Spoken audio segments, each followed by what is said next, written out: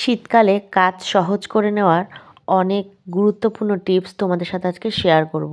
এই টিপসগুলো দেখার পরে শীতের কাজগুলো যেমন সহজ হয়ে যাবে আর সংসারে অনেক বাড়তি খরচা থেকে মুক্তি পাবে।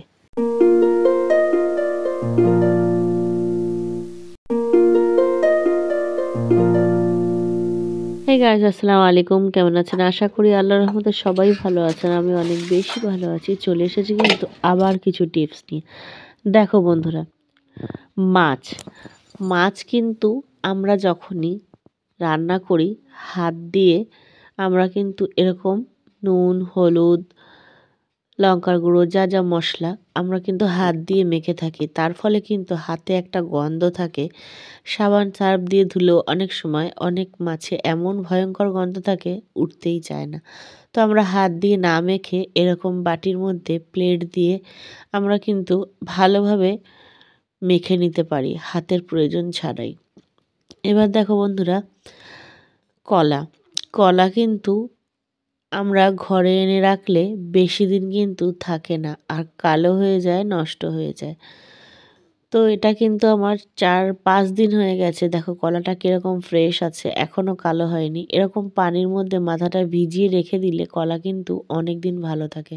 রান্নার সময় বন্ধুরা মাছ বা ডিম বা মাংস যে কোনো সবজি রান্নার সময় যখন আমরা তেল দিই তখন যদি হালকা নুন আর হলুদ দিয়ে দিতে পারি তাহলে কিন্তু আমাদের রান্না পুড়ে যায়, অনেক সময় কড়াই কালো হয়ে যায়, অনেক সময় কড়াইতে লেগে যায়, তারপরে পোড়া দাগ উঠতে চায় না। তো এগুলোর জন্য কিন্তু যখন তেলটা গরম করবে এরকম নুন হলুদ যদি তেলের মধ্যে দিয়ে দাও তাহলে কিন্তু কড়াইতে লেগেও যাবে না আর শীতের মধ্যে পোড়া কড়াই মাজতেও হবে না।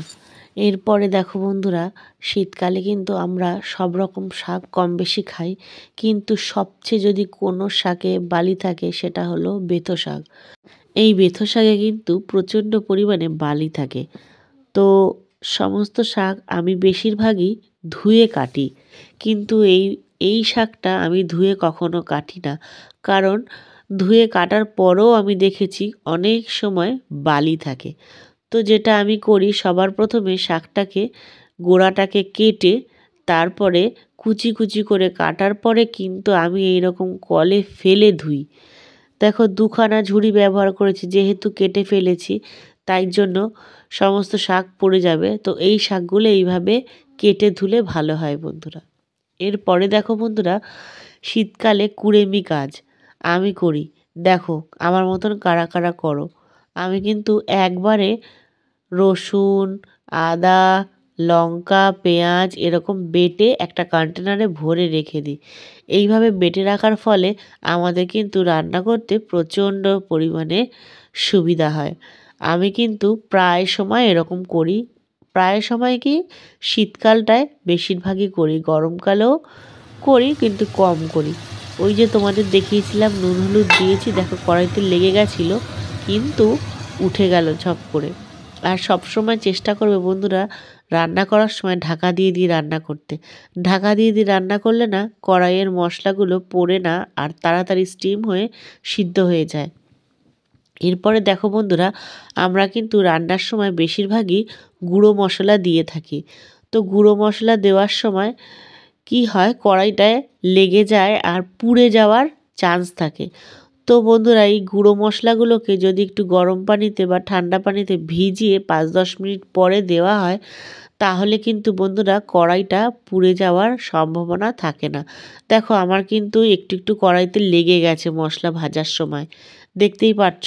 কিন্তু এই ভেজানো মশলাটা দেওয়ার পরে দেখো বন্ধুরা এই কড়াইটা পুড়ে গেছিলো কিন্তু কত সুন্দরভাবে পোড়েনি, মানে লেগে গেছিলো।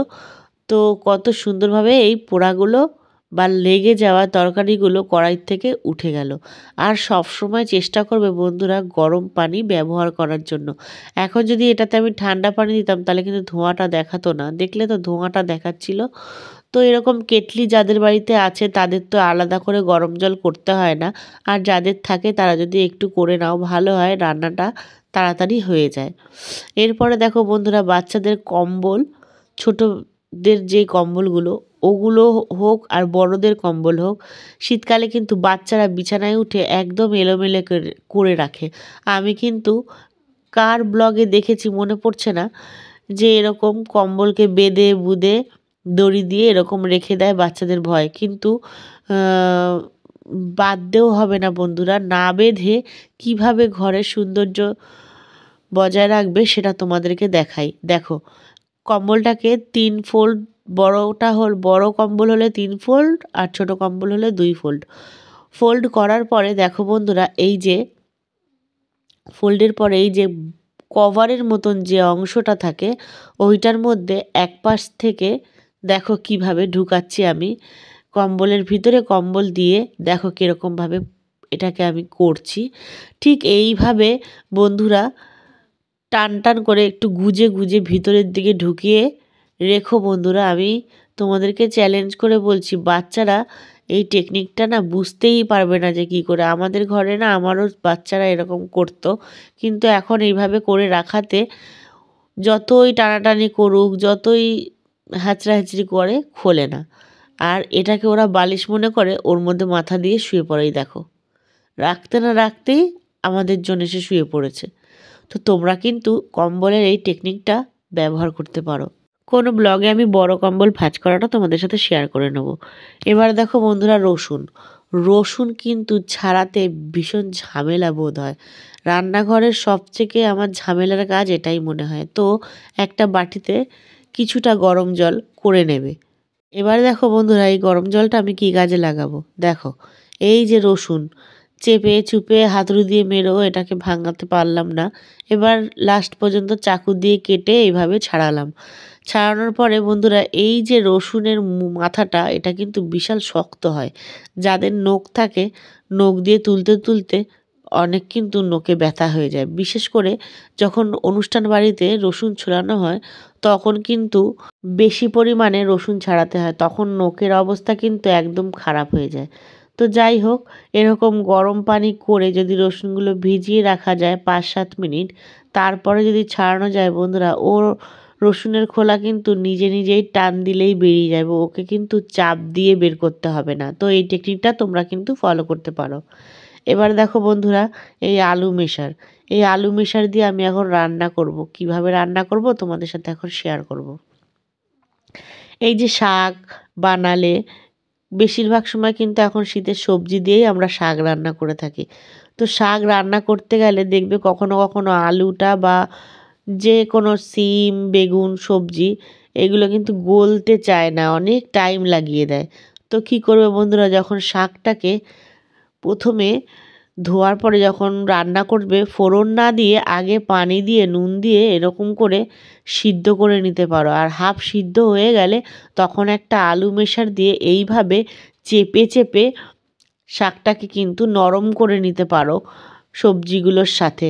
তারপরে ফোড়ন দেবে বন্ধুরা, একদম শাকটা না আঠালো আঠালো টাইপের হবে আর খেতে কিন্তু দারুণ হবে।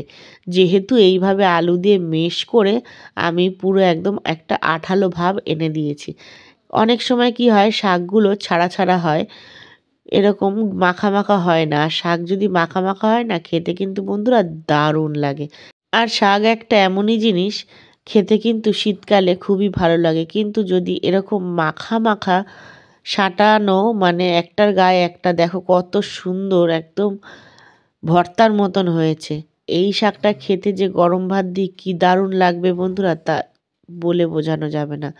এরপরে দেখো বন্ধুরা, আমি যে টেকনিকটা ফলো করে শাকটা বানালাম, দেখো আমার কড়াইটা কিন্তু একটুও পোড়েনি। এরপর দেখো বন্ধুরা, সুতো। আমরা কিন্তু ঘরে সুতো কম বেশি কাজে লাগানোর জন্য রেখে দেই, কিন্তু একটা বাটিতে যদি সুতো রেখে দেই বন্ধুরা, এই সুতোর সাথে ওই সুতো পেঁচিয়ে একটা বাজে কাণ্ড হয়ে যায়। তো আমি যেভাবে সুই সুতো রাখি তোমাদের সাথে আজকে এটাই শেয়ার করব। দেখো, এইটা হলো ডাবল গাম টেপ, তোমরা দেখে সবাই চিনতেই পারছো। আর একটা টিফিন বক্স, যতগুলো সুতো আছে বন্ধুরা ততটা আমি এরকম কেটে নেব, মানে ডাবল গাম টেপ। তারপর একটা একটা করে সুতোগুলো ওইটার মধ্যে সাটিয়ে দেব। দেখো কিভাবে আমি সাটিয়ে দিচ্ছি। এবার যখন পুরোটা রাউন্ড কমপ্লিট হয়ে যাবে টিফিন বক্সের। এই টিফিন বক্সটা কিন্তু আমার বাবু আগে স্কুলে নিয়ে যেত। এটাকে একটুখানি ফেটে গেছিলো বলে খাবার টাবার দিলে একটু লিক করতো, তো আমি টিফিন বক্সটা ফেলিনি। এই ভাঙা টিফিন বক্সটাকে কিন্তু আমি একটা কাজে লাগিয়ে দিলাম তোমাদের সামনে। তোমরা দেখতেই পাচ্ছ আমি একটা কত সুন্দর অর্গানাইজার বানিয়ে ফেলেছি। এইভাবে সুতোটা রাখার ফলে বন্ধুরা দেখো একটার গায়ে একটা সারবেও না, পেঁচাবেও না, আর পড়বেও না, কত সুন্দর রয়ে গেল। এবার এই সুইটা কি করব বন্ধুরা, সুইটা তো সুতোর মধ্যে রেখে দিলে হাতে লাগার ভয় আছে, তো আমি কিন্তু সেম টেকনিকে সুইটাও লাগিয়ে নেব ঢাকনার পিছনে। ঠিক এইভাবে দেখো একটা সুইও হারাবে না আর একটাও সুতো হারাবে না।